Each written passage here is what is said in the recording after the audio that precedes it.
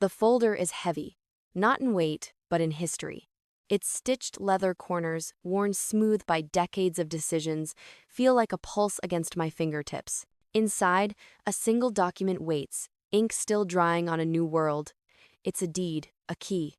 A $50 million hotel, a glass and steel tower in the heart of the city with my name, Eliza Vance, etched in unforgiving black type. My grandmother, Eleonora, calls it a 21st birthday gift. I call it an anchor, or maybe a weapon. The air in her study, thick with the scent of old paper and lemon oil, vibrates with the unspoken. This isn't a gift, it's a test. And as the latch on the front door clicks open downstairs, echoing up the grand staircase, I realize the exam has just begun. My grandmother, Eleonora Vance, had handed it to me not 10 minutes earlier. The folder sat on her mahogany desk, a fortress of a desk that had seen wars, recessions, and the rise of an empire.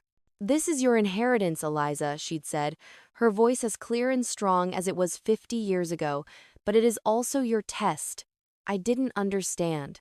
Not then. I was too busy tracing the embossed logo of the Vance Sterling Group on the leather. Before I could even form a thank you, a sound, the unmistakable, jarring click of my mother's heels on the marble entryway. It was a sound that always announced an invasion, never a visit. The study door was open.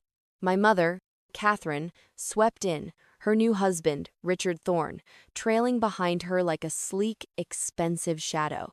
She was wearing a cream coat that probably cost more than my first car, her hair sprayed into a helmet of blonde perfection. Her eyes, however, weren't on me. They weren't on Eleonora. They were locked on the folder in my hands. "Eliza, darling," she said, her voice dripping with a sweetness that always preceded a demand. "We heard about the generosity." Richard, all polished teeth and a $5,000 suit, stepped forward. "A $50 million asset, Eliza. That's a massive undertaking. Your mother and I were just discussing it." "We should manage it together," Catherine cut in, smiling. That smile, it was the one she used for cameras and investors, the one that never reached her eyes. She spoke like it was still her world, her house, her company, as a family. That word family hung in the air like sour milk. Family. The word she used right before she sent me to live with Eleonora after my father left. The word she used when she borrowed against trusts that weren't hers. I looked from her glossy, painted-on smile to Richard's eager, predatory gaze. I felt my grandmother's presence behind me, solid and silent as granite. I closed the folder. The soft thud of the leather cover echoed in the room. "Absolutely not," I said. My voice didn't tremble. I was as surprised as they were. "It's my name on the deed. I'm the owner now." My mother's smile didn't just fade, it cracked. It shattered, revealing the hard, cold anger beneath. She took a step back, her nostrils flaring. Richard's grin tightened into a grimace. He looked like a wolf who'd just been told the rabbit was off limits. "Don't be a child, Eliza," Catherine snapped. The sweetness was gone, replaced by the familiar, icy blade of her displeasure. "I'm not," I said, holding the folder tighter. "I'm the owner." Everyone in the family still argues whether what she said next was a threat or a bluff. To me, it sounded like a declaration of war. She pointed a perfectly manicured finger, not at me, but toward the door, as if gesturing to the entire world she thought she controlled. "Then pack your bags and leave this house." The ultimatum landed. I was to choose the hotel or the roof over my head, the home I'd grown up in, the home Eleonora owned. The sheer, breathtaking arrogance of it almost made me laugh. It was a joke, a bad one. Like a comedian telling a joke about a fish and the fish is sitting in the front row. They expected me to crumble, to beg, to hand over the folder and apologize. I didn't argue. I didn't cry. I didn't even move. I just stood there, meeting her gaze, because I knew something they didn't. I knew that my mother, in her rage, had just made a fatal error. And Eleonora, who hadn't said a single word, had just won the first move. That night, I realized, wasn't about their demands or their hollow threats. It was about my grandmother's next play, the one that was already in motion, the one that would end their pathetic, grasping little performance for good. My mother's words just hung there in the study, ugly and final. Leave this house. I watched the fury settle in her eyes, that familiar tightening around her mouth. Richard was still trying to look supportive, but he mostly looked like a man who'd bet on the wrong horse and was just now realizing it. The funny thing is, they thought they were looking at a 1-year-old girl. They thought they saw a child who'd just been handed a toy too big for her. What they didn't see, what they'd never bothered to see, was that I was Eleanora Vance's granddaughter, and Eleanora didn't raise victims, she trained apprentices. When people look at me now, or at least when they look at the life I've been handed, they see the name, the Vance Sterling Group. They see the marble floors in the flagship lobby, the glass elevators sliding up 50 stories, the name etched in gold over the entrance. But what they don't see, what they can't possibly understand, is the noise that used to live inside this family. They don't see the foundations. My grandmother, Eleanora, laid those foundations herself, with her own 2 hands, starting from nothing. She was 21 then, my age exactly, when she took a small inheritance and bought a single run-down roadside motel in Vermont. The paint was peeling, the sign was missing 3 letters, and the closest thing it had to an amenity was a soda machine that mostly dispensed disappointment. Everyone, especially her own family, called her foolish. They said she was throwing good money after bad. But Eleanora had a business plan that mostly consisted of don't starve and hope the sign doesn't fall off. And she had something else. She had a spine made of iron. She turned those doubts into brick, and those bricks into revenue. By the time I was born, the Vance Sterling Group had become a name people whispered with a mixture of envy and respect. My mother, Catherine, inherited none of Eleanora's patience, only her pride. To my mother, success wasn't about the building, it was about the being seen in the building. She loved the flash of a camera more than the quiet satisfaction of a blueprint. She loved control, but not the responsibility that came with it. She saw the empire as a stage, and she was its perpetually starring actress. My father, Michael, was the opposite. He was the quiet ballast to her frantic sail. He was calm, steady, a man who believed in doing things right, even and especially when it took longer. He ran operations for years, the unseen engineer quietly keeping the whole magnificent, complicated machine standing while my mother chased appearances and took credit. He was the one checking structural reports while she was checking her makeup for a magazine interview. I was 16 when I watched that delicate, lopsided balance finally collapse. I don't think I'll ever forget the night he left. It wasn't a dramatic, screaming match. It was worse. It was silent. I found him in the hallway, his old leather suitcase by the door. His eyes just looked tired. Not angry, not sad, just worn down to the nub. He looked at me and I can still hear his voice, quiet as a sigh. "I can't stay here, Eliza," he said. "I can't stay where love has become a performance." The silence that followed him out the door was the kind that doesn't just settle. It fills every corner, every cupboard, and it never, ever leaves. After that, Catherine remarried quickly. Shockingly quickly. People in the family still debate whether she married Richard Thorne for his alleged business acumen or just because he was the first man to agree with everything she said. He was a business consultant, a smooth talker who spoke in phrases like synergy and global expansion and leveraging assets. He was everything she thought success looked like, shiny, loud, and hollow as a drum.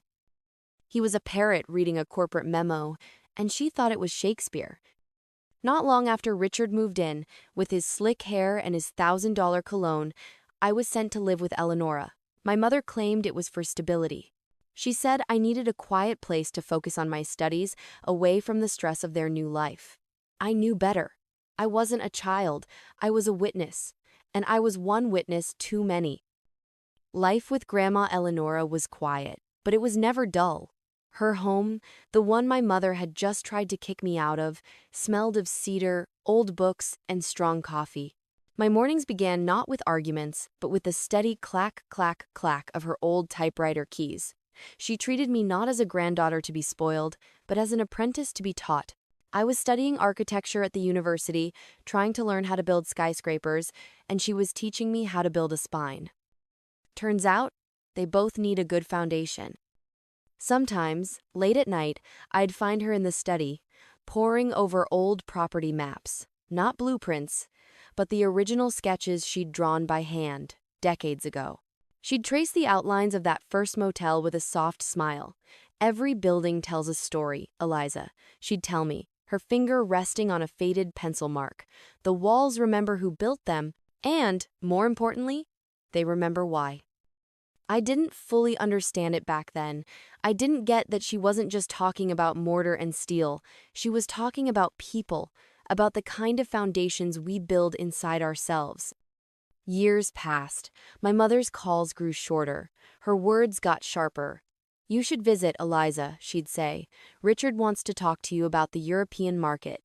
I'd always have an exam, or a project, or just a general lack of desire to be synergized. The call would end with her disappointed, huffy sigh.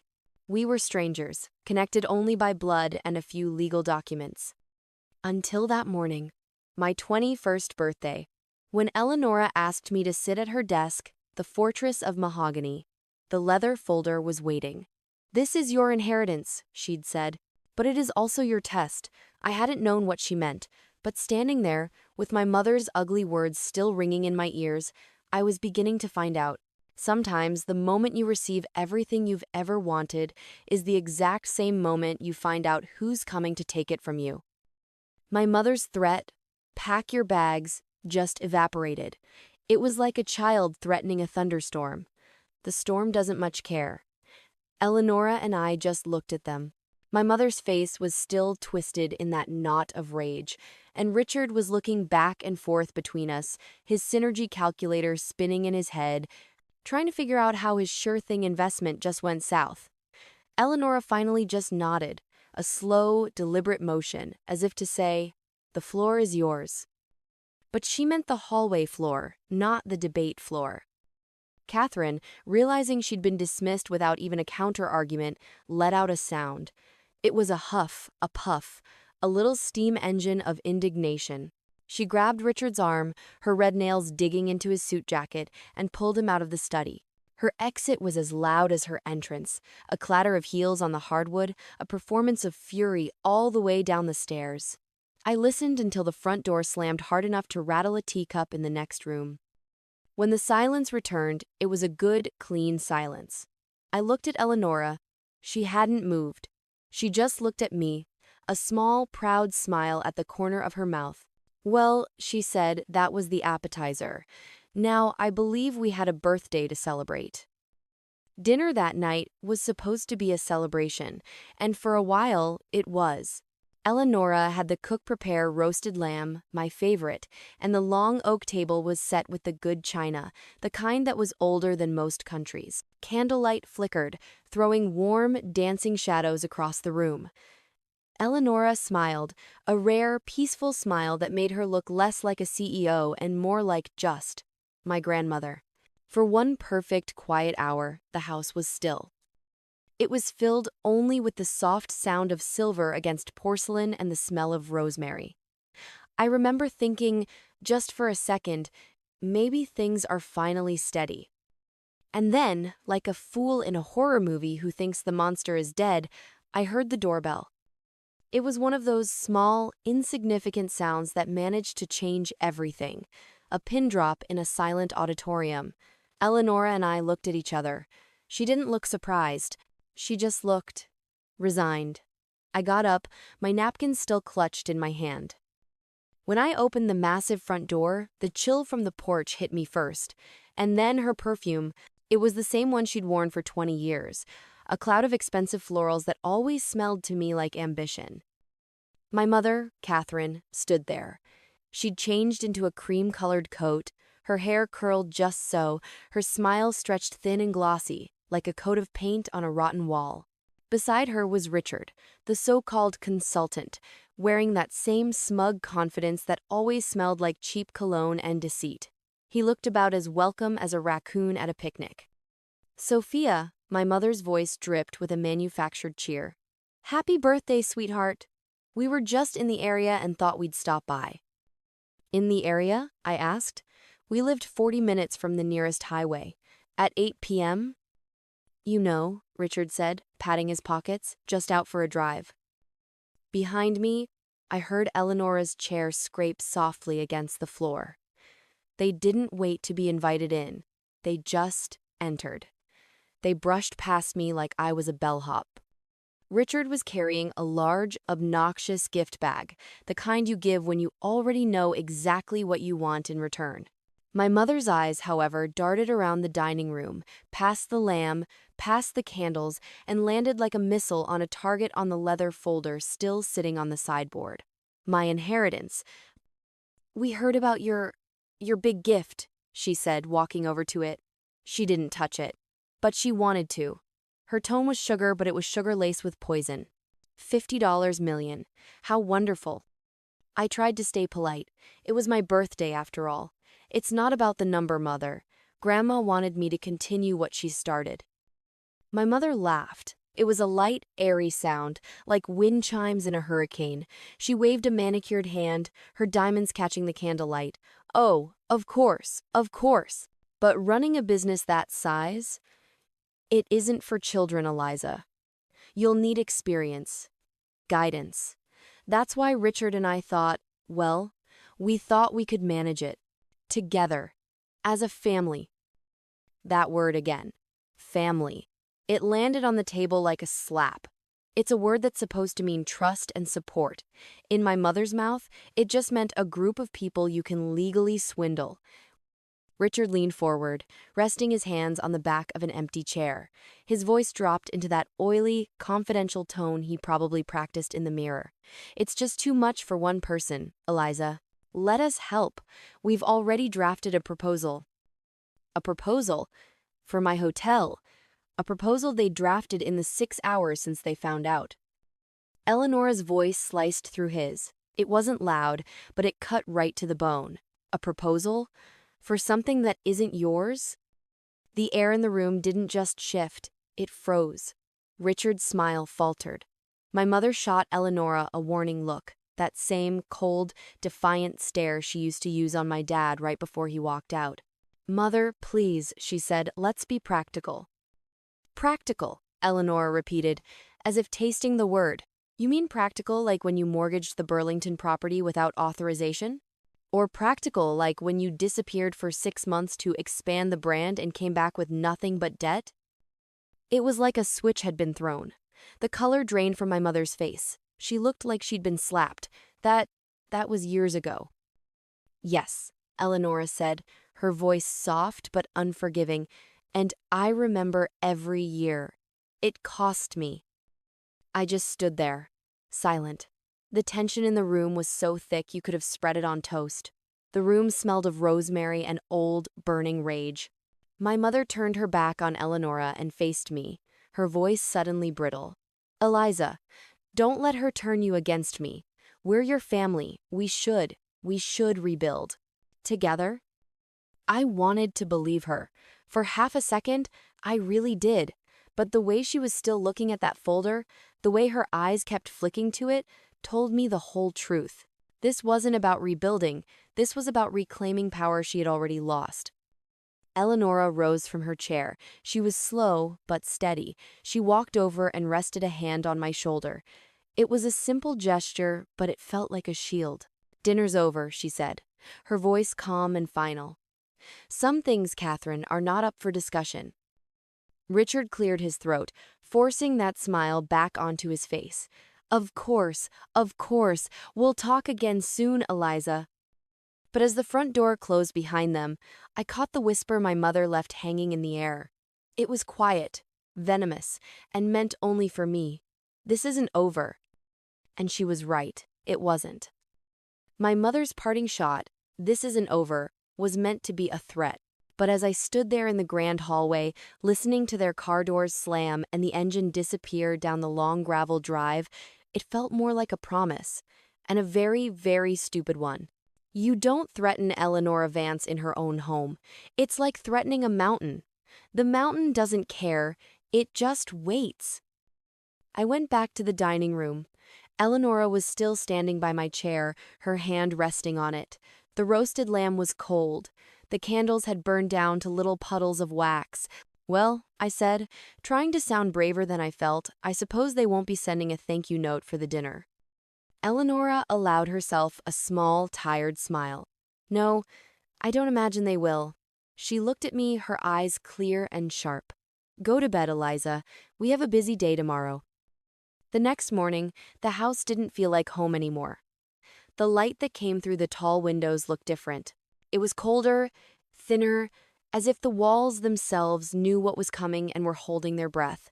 Eleonora had been up since dawn. I could hear the faint, rhythmic clack, clack, clack of her old typewriter from her study. That sound had been the soundtrack of my apprenticeship, my comfort. But this morning, it sounded less like creation and more like a final judgment being written. I went downstairs to the kitchen, thinking I'd find the usual quiet. Instead, I found the enemy. They were already there. My mother, Catherine, was sitting at the breakfast table, Eleanor's breakfast table, with a cup of coffee she hadn't been offered. She was flipping through one of Grandma's old leather-bound ledgers as if it already belonged to her. Her brow furrowed in concentration. Richard was pacing by the window, his back to the room, his phone pressed to his ear. His voice was a low, greasy murmur. Yes, potential restructuring. Joint control is essential. We're managing the transition as we speak. They didn't see me at first, and for a second, I just watched them. Two intruders wearing family as camouflage. It was like watching a documentary about cuckoos, the birds that lay their eggs in another bird's nest. Here they were, ready to push the rightful occupants out. My mother finally looked up. Her smile was as crisp and artificial as a plastic flower. "Morning, sweetheart," she chirped, as if this were the most normal thing in the world. We were just brainstorming a few things, how to keep the business stable during the transition. Stable? I asked, keeping my voice perfectly even. It's been stable for 50 years. She ignored the jab, taking a delicate sip of her coffee. You're young, Eliza. You have your studies, your friends. You don't need to stress yourself about payrolls or legal documents or international tax law. That's what family is for. Richard hung up and turned, his face gleaming with that oily, can-do attitude. He had more shine on him than a new pair of shoes. Exactly. Let us take care of the boring parts, Eliza. You just focus on your degree. We'll handle the heavy lifting. I felt my pulse start to climb, a hot, angry thrum in my ears. But Eleonora had taught me better than to shout. Shouting is what you do when you've already lost. Instead, I walked over to the counter, took out a glass, and poured myself some orange juice. I did it slowly. I let the silence stretch out, let it get heavy and awkward, until Richard started to shuffle his feet and my mother's smile started to twitch. People in my family were still debating whether it's braver to stand and fight or to just walk away. That morning, I learned there's a third option. Pour yourself some orange juice and make them wait. I took a sip. Then I turned to them. Does Grandma know you're here? My mother blinked. Her lips tightened. She's resting. Right, I said quietly. Then maybe you should let her rest. Their eyes followed me as I left the room. Every step I took up the stairs echoed like a dare. I went straight to Eleonora's study. I didn't knock. The typewriter stopped. She was sitting at her desk, the one that looked like a fortress, and she didn't look surprised when I told her what I'd just seen. She just sighed, a long, slow breath, and rubbed the bridge of her nose. Well, she said, I was hoping they'd at least pretend to wait a week. It's so undignified. A week? I said, my voice finally shaking. They're in the kitchen! They're restructuring! Do you want me to call the lawyer? The police? I already did, she said, tapping the phone. The lawyer, anyway. Not the police. Not yet. She looked at me, her gaze steady. They're moving fast because they're scared. They've already put things in motion they can't take back. She reached into the bottom drawer of her desk and pulled out a folder. It was another one, identical to mine. Brown leather, stitched corners, heavy with history. But this one, I knew, didn't have my name on it. There are things, she said, sliding it across the desk, that you don't know about your mother and Richard, financial documents, deals that were meant to be hidden, transactions I've been tracking for 2 years. My stomach tightened. I opened it. It wasn't a hotel. It was a tomb. Page after page of bank statements, transfers, shell companies. Payments for consulting that matched, to the dollar, withdrawals from accounts I'd never heard of. Why? Why didn't you tell me? I whispered, my fingers tracing a signature. My mother's signature. Because, Eleonora said, her eyes meeting mine, sometimes the only way to teach someone how to defend what's theirs is to let them feel, just for a moment, how easily it can all be taken. We spent the rest of that day in a quiet, focused flurry. We were a war room of two. Eleonora called her attorney, and I, with my architect's eye for detail, combed through old files, labeling transactions, cross-referencing dates, highlighting every payment that didn't add up. The evidence was all there. Ghost accounts, proposals for overseas expansions that didn't exist, attempts to mortgage properties, including the flagship hotel, under shell companies. They hadn't just been planning a takeover, they'd been actively siphoning the company for months. By the time the sun set, the house smelled of old coffee and dusted paper, which I'm pretty sure is the official perfume of "you're about to get sued." Eleonora looked tired, but for the first time in days, she looked calm. "Tomorrow," she said, closing the evidence folder, "we'll invite them back for dinner. A proper dinner. Let's discuss the transition." I nodded, finally understanding. Let them think they've won. "Exactly," she said. "If they want a stage, Eliza, we'll give them one. But this time, the script is ours." The invitation was Eleonora's idea, of course. I was ready to call the lawyer, the state police, and maybe a moderately priced exorcist. Eleonora, however, believed in a proper stage. "You don't just spring a trap, Eliza," she said, looking up from her typewriter. "You send a gilded invitation, you set out the good cheese, and you let the rats walk in thinking they're the guests of honor." So, that morning, after a night where I slept about as well as a long-tailed cat in a room full of rocking chairs, she sent the message. It was a simple text, sent from her phone to my mother's. I watched her type it, her fingers moving with that same surgical precision she used on her ledgers. "Catherine, I agree. We need to discuss the transition. Come for dinner tonight, 7 p.m. Let's make this right." It was bait, pure and simple, dressed up as a peace treaty. The transition they wanted, not the one they were about to get. Their reply came back in less than a minute. "They replied so fast," I muttered. I'm surprised the phone didn't catch fire from the friction of their greed. "Of course they did," Eleonora said, not looking up. "Greed is always punctual." The rest of the day was the strangest I have ever lived. The house, which had felt like a war room, now felt like a theater, and we were all just stagehands. The staff was given quiet, precise instructions. The same roasted lamb from 2 nights ago was on the menu. Eleonora had a sense of poetic irony that was both terrifying and, I had to admit, a little hilarious. We were setting the table for a slaughter, but, a polite one with the good silver. I spent the afternoon in the study with Eleonora, a silver folder, not leather. This one was new and sharp, sitting between us. This was the show folder. It contained copies. The originals were already with her lawyer, Mr. Harrison, who was, as she put it, waiting by the phone with bated breath and a billable hours meter. "The key," she said, tapping a single document, "is this. The consulting firm Richard set up. Thorn Global Strategies. It sounds impressive, doesn't it?" "It sounds like he made it up in his car," I said. "Close. He made it up at a desk he billed my company for. But the problem wasn't the fake firm. The problem was his partner." She slid a bank authorization forward. The signature on the secondary line wasn't Richard's. It was Catherine Vance, my mother. He couldn't move the big money without her.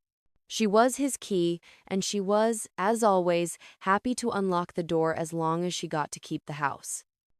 That was the intriguing, heartbreaking piece of it. It wasn't just him. He was a parasite, sure, but my mother was the host, inviting him in and showing him where all the best veins were. We sat there, in the quiet, dust-mote-filled sunlight of the study. Eleonora always said there's a fine line between setting a trap for a rat and just becoming a better cat, and as I watched her calmly line up her documents, I was pretty sure we were purring. By 6 o'clock, the table was set. Again, polished to a shine, candles waiting to burn through the last of the lies. The house smelled of roasted garlic and a kind of quiet, electric tension. Eleonora had changed. She wasn't wearing her usual comfortable at-home clothes. She had put on a dark navy dress, the one she wore for shareholder meetings and hostile negotiations. Her hair was perfect. Her expression gave absolutely nothing away. She was as calm as a cucumber, if that cucumber had a law degree and access to a federal judge. She saw me watching her as she placed a single silver folder beside my plate. Not hers, mine. "Let them talk first, Eliza," she whispered, her hand finding mine for just a second. Her skin was cool. "Let them lay all their cards on the table. People who are lying are always desperate to show you their hand." "And what if I say the wrong thing?" I whispered back. My own heart was hammering against my ribs like it was trying to escape. "You won't," she said, with a confidence that I absolutely did not feel. "You know the truth. They only know the script they wrote." We waited. The last 30 minutes were the longest of my life. The house was silent, save for the ticking of the grandfather clock in the hall. It felt like the whole, massive building was holding its breath. Tick-tock, tick-tock.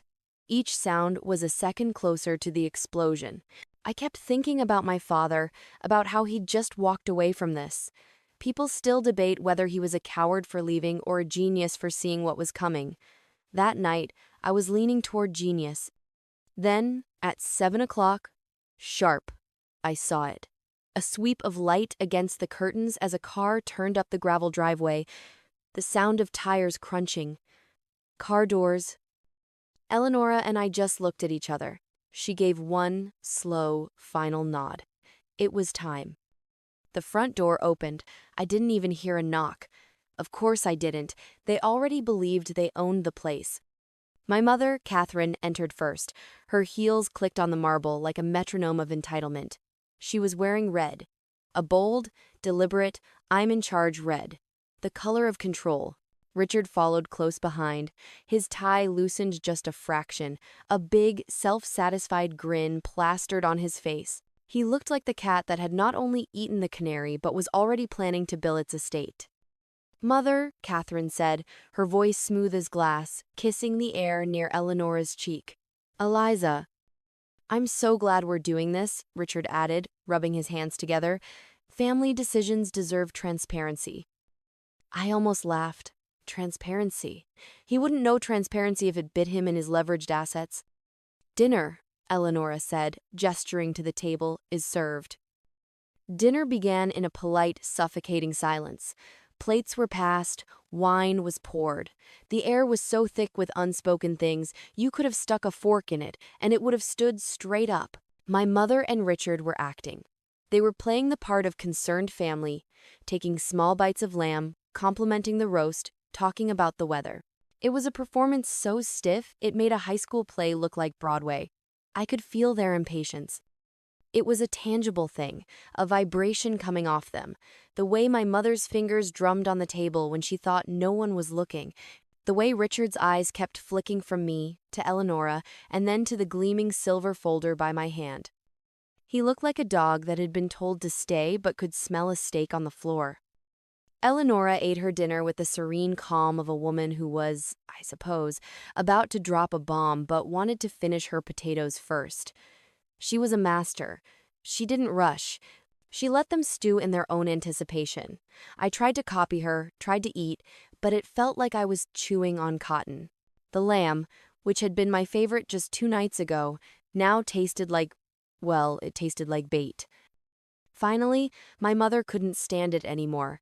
She hadn't been the center of attention for a full 15 minutes, and it was clearly giving her hives. She set her fork down with a decisive click that echoed in the quiet room. Her smile was bright, brittle, and aimed directly at Eleonora. So, she said, dabbing her lips with a napkin, let's be honest. This, I've learned, is a phrase people use when they are about to be anything but. People say honesty is the best policy. But in my family, honesty was just what you used when you ran out of polite ways to lie. Eleonora sipped her wine, saying nothing. She just raised an eyebrow, inviting the performance to begin. Managing a business of this scale, my mother continued, her voice resonating with rehearsed authority, is complex. It's incredibly complex. It's unreasonable, she laughed, a little dismissively, to expect a 1-year-old, even one as bright as you, Eliza, to handle it alone. Richard, on cue, leaned forward, placing his forearms on the table. He was in his element now. The consultant, the deal-maker. She's right, he said, his voice dropping into that same oily, I'm about to save you millions tone. We've already outlined a plan. A proper transition to ensure stability and, he paused, searching for his favorite word, synergy. I swear, if he said synergy one more time, I was going to offer him a dictionary, just to, broaden his horizons. It's a very simple structure, really, Richard went on, a magnanimous grin spreading across his face. Given my background in financial optimization, I'd handle the asset management, the portfolios, the restructuring. We've found several inefficiencies that need to be streamlined. Inefficiencies, Eleonora murmured, her voice flat. You mean my life's work? Richard either didn't hear her or didn't care.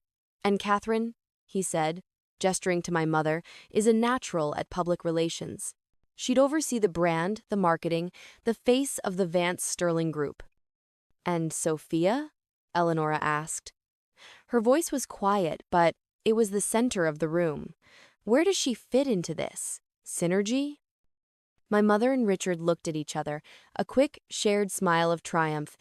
This was the part they'd clearly practiced. My mother turned to me, her face a mask of loving maternal guidance. Well, you, darling, get the best part, she said, as if offering me a prize. You get to learn. You could shadow us for a while. Sit in on meetings, learn the ropes, see how it's really done. You focus on your degree, you be a young woman, and in 10, 15 years, then you'll be ready to take a more active role. There it was.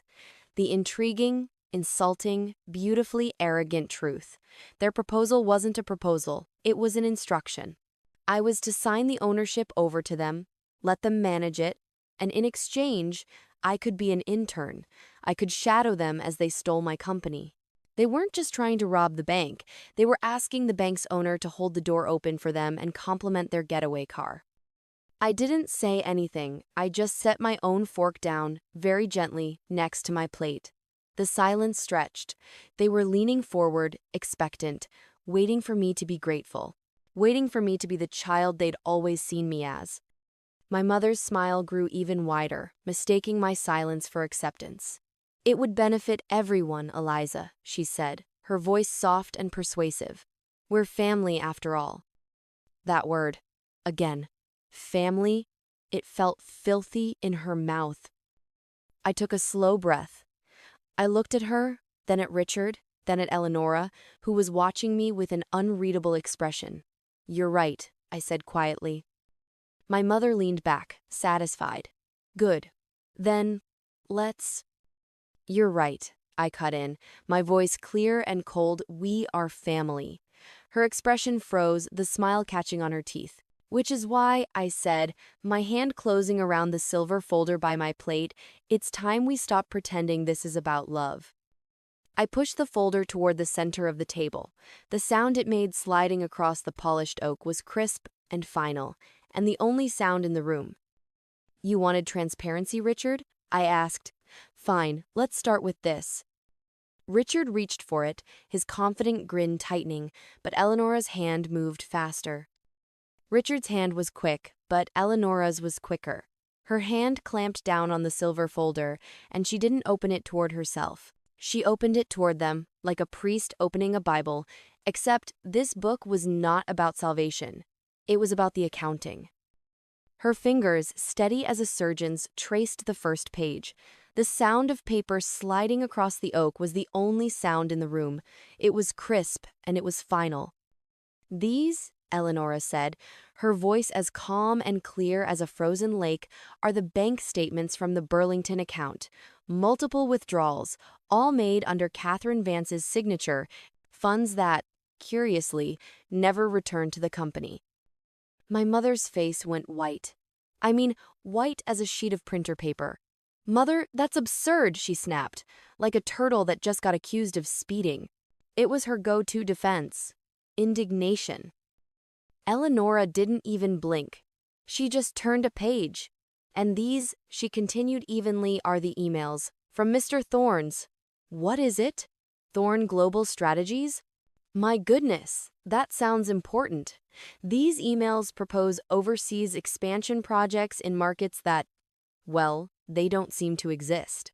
And yet, the invoices signed by both of you were for very, very real money." Richard's jaw clenched so hard I thought he might crack a molar. He looked like a man who'd been caught with his hand in the cookie jar, and the cookie jar was also on fire, and he'd stolen the jar. You had no right to access my private." "I had every right," Eleonora interrupted, and her voice was steel. "It's called an audit, Mr. Thorne. It's what one does when partners try to mortgage the core hotels, my flagship properties, under shell companies you set up last month. You thought I wouldn't notice. You thought I was just a sentimental old woman counting her antiques." The air was thick. I could hear the fire crackling in the hearth, the only sound brave enough to speak. My mother's eyes, wide and desperate, darted to me. "Eliza," she whispered, the venom gone, replaced by a terrible, shaky panic. "Eliza, this isn't true. She's twisting things. You can't possibly believe her." I didn't need to answer. Eleonora slid one last document across the polished oak. It landed perfectly between their plates. "The ownership amendment," she said. "Effective immediately. All control transfers solely to Eliza Vance. You," she looked from my mother to Richard, her gaze like ice, "are hereby removed from every board, every trust, and every account." Silence. And then it came. The explosion I'd been waiting for since I was 16. My mother shot up from her chair, the legs scraping violently against the floor. Her voice didn't crack, it shattered. "This is my legacy!" she screamed, her face a mask of pure, undiluted rage. "My life! You can't just hand it to her." Eleanor remained seated. "You handed it away yourself, Catherine, piece by piece, for every shiny object he dangled in front of you." Richard was already grabbing my mother's arm, muttering, "Let's just go, Catherine, let's go." But she wasn't done. She rounded on me, her finger pointing. "No. You think you've won?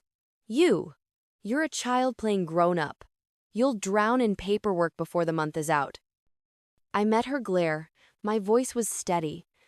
"Maybe, but at least it'll be my mess." Her lip trembled. Rage fighting humiliation. "Then pack your bags and leave this house," she spat. The same words from 2 days ago. But this time, her voice just sounded small.